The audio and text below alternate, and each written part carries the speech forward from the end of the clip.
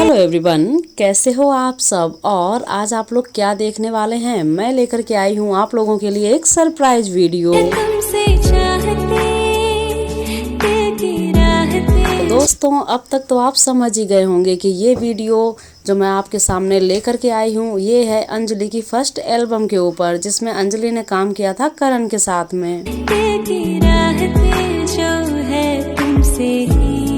अंजलि और करण का ये फर्स्ट एल्बम रहा है, जिसमें आप लोग देख रहे हैं कि इनका एक रोमांटिक सीन शूट हो रहा था और इस शूट में इन लोगों को काफ़ी प्रॉब्लम आई है, लेकिन आप लोगों ने देखा ही है कि ये एल्बम बहुत ही प्यारा रहा है। तो वजह है मेरे दिल की।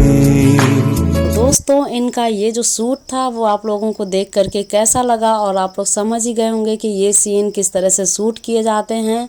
हालांकि इस तरह के सीन में थोड़ा प्रॉब्लम तो होती है, लेकिन हम लोगों ने एल्बम को तो एंजॉय किया है और बहुत ही प्यारा एल्बम रहा है। क्या आप लोग इनको फिर से एक साथ देखना चाहते हैं तो कमेंट कीजिए।